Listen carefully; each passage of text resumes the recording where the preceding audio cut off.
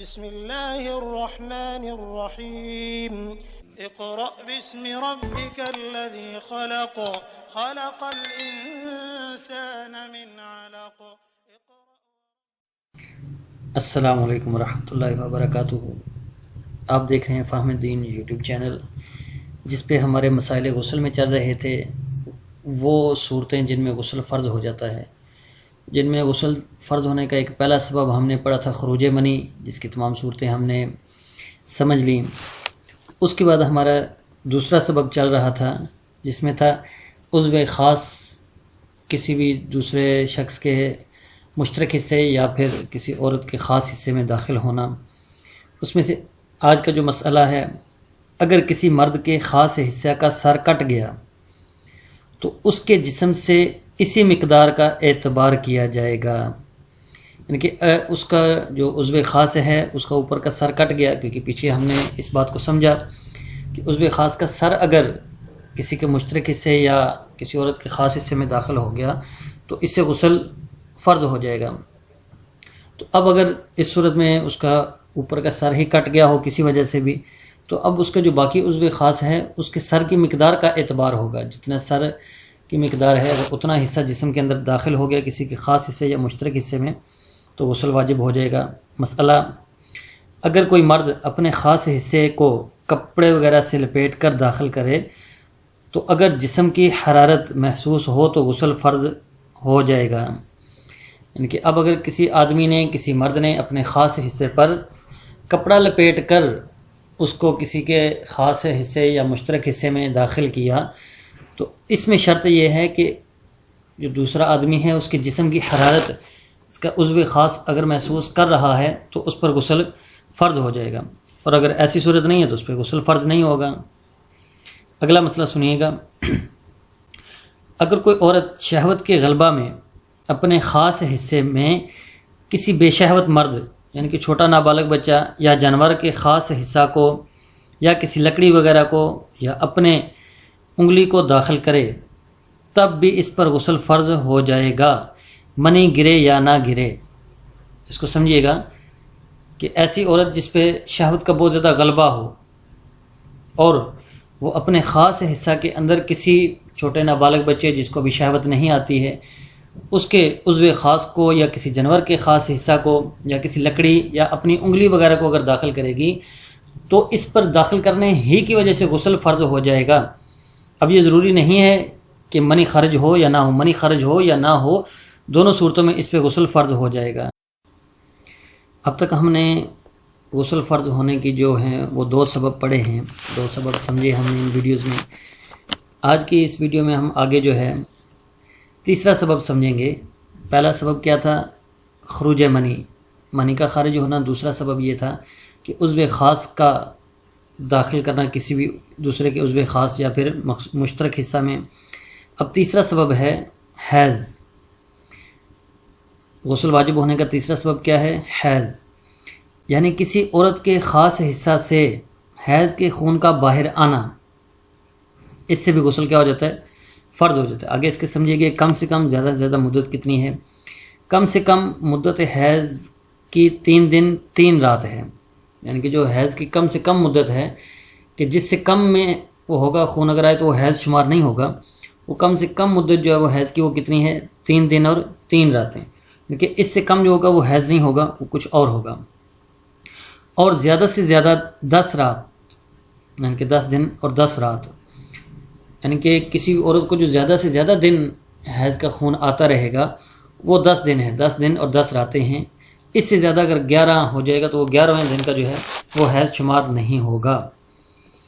اور کم سے کم 2 حیضوں کے درمیان میں 15 دن پاک رہتی ہے، یعنی ایک حیض کے بعد کم سے کم 15 دن تک دوسرا حیض نہ آتا ہو، اور زیادہ کی کوئی حد نہیں۔ ممکن ہے کہ کسی عورت کو تمام عمر حیض نہ آئے، یعنی کہ 2 حیضوں کے درمیان ایک حیض آیا اور اس کے بعد وہ حیض ختم ہوا 10 تاریخ کو، اگلا حیض اب کم از کم 25 کے بعد شروع ہوگا، ٹھیک ہے۔ اس کی کم سے کم مدت جو ہے وہ 15 دن ہے، 10 سے لے کے 25 تک 15 دن وہ اس کا پاک رہنا لازمی ہے۔ کم سے کم پاکی کی مدت جو ہے وہ 15 دن، ہاں زیادہ سے زیادہ کی کوئی حد نہیں۔ ہو سکتا ہے کہ کسی عورت کو تمام عمر ہی حیض نہ آئے۔ آگے سمجھیے گا کہ حیض میں کون سے خون کا اعتبار ہے۔ حیض کی مدت میں سوا خالص سپیدی کے اور جس رنگ کا خون آئے حیض سمجھا جائے گا، یعنی کہ جو خاص سفید رنگ کا مادہ ہے اگر ایسا آ رہا ہے ان ایام میں جو حیض کے ایام ہیں تو وہ حیض شمار نہیں ہوں گے۔ اس کے علاوہ کسی بھی رنگ کا اگر خون آئے، ٹھیک ہے، وہ حیض ہی سمجھا جائے گا۔ جس عورت کے حیض کی عادت مقرر ہو گئی ہو، اس کو اگر عادت سے زیادہ خون آئے مگر 10 دن سے زیادہ نہ ہو تو وہ حیض کا خون سمجھا جائے گا، ٹھیک ہے۔ اس کی آگے مثال بھی آ رہی ہے، ٹھیک ہے، کہ عادت تھی 3 دن یا 4 دن کی لیکن خون آیا 8 دن یا 9 دن، تو یہ 8-9 دن، کیونکہ حیض کی زیادہ سے زیادہ کتنی ہے مدت 10 ہے، تو 10 سے کم جتنے بھی دن ہوں گے وہ سارے حیض ہی شمار کیے جائیں گے۔ اس کی مثال کچھ اس طرح ہے کہ کسی عورت کو 5 دن حیض آیا کرتا ہے، اس کو اگر 9 دن یا 10 دن خون آئے تو یہ سب حیض سمجھا جائے گا، یعنی کہ ویسے جو عادت ہے وہ تو 5 دن کی ہے لیکن اس ماہ جو ہے وہ 9 یا 10 یعنی کہ 10 سے کم 8, 9, 10 دن آیا، تو اب یہ سارے 8, 9, 10 دن جتنے بھی اس کو خون آتا رہا 10 سے کم یہ سارا حیض ہی سمجھا جائے گا اور حیض کے سارے احکامات اس پر لاگو ہوں گے۔ اگر کسی عورت کو 3 دن یا زیادہ اگر عادت مقرر ہو گئی ہو تو عادت کے موافق خون بند ہو جائے اور 15 دن یا اس سے زیادہ بند رہے اور اس کے بعد پھر خون آئے تو یہ دونوں خون علیحدہ علیحدہ 2 حیض سمجھے جائیں گے۔ کیا مطلب؟ یعنی کہ ایک عورت ایسی ہے جس کو 3 دن یا اس سے زیادہ کی 4 دن 5 دن کی عادت مقرر ہو چکی ہے، تو اس ماہ بھی اس کو خون آیا اور وہی عادت کے موافق 3 دن 4 دن 5 دن جتنے دن کی عادت ہے خون بند ہو گیا اور 15 دن تک بند رہا۔ خون بند ہونے کے بعد 15 دن گزر گئے یا اس سے زیادہ دن گزر گئے، اس کے بعد پھر دوبارہ خون آیا تو اب یہ پہلا اور دوسرا دونوں الگ الگ حیض تصور کیے جائیں گے۔ ایسا نہیں کہ یہ اسی حیض ہی کا کچھ باقی ایام ہیں، ایسا نہیں ہوگا، بلکہ یہ الگ حیض شمار ہوگا اور 15 دن یا اس سے زیادہ دن کے بعد پاک رہنے کے بعد جو حیض خون آیا ہے وہ الگ حیض شمار کیا جائے گا۔ اگلا مسئلہ سمجھیے گا، اگر کسی عورت کو 10 دن سے کم حیض ہو کر بند رہے، اس کے بعد پھر خون آئے تو خون آنے کے وقت سے 10 دن تک اس کے حیض کا زمانہ سمجھا جائے گا اگر عادت مقرر نہ ہو،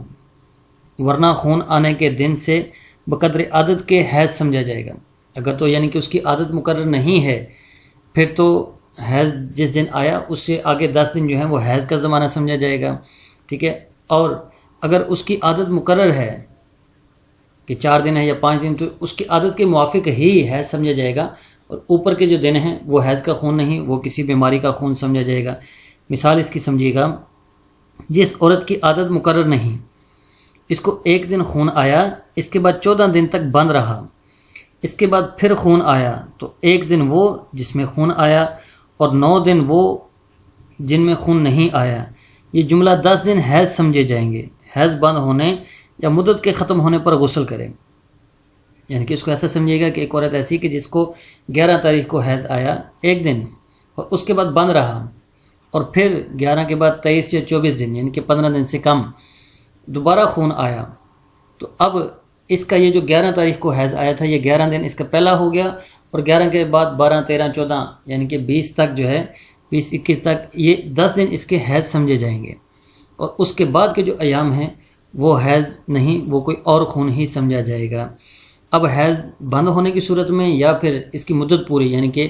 11 سے لے کے 20 تک اس کے 10 دن پورے ہو گئے، مدت پوری ہوگی، اب یہ غسل کر سکتی ہے۔ تو یہاں پہ آج ہمارے غسل فرض ہونے کے جو اسباب تھے ان میں سے تیسرا سبب الحمدللہ مکمل ہو چکا ہے۔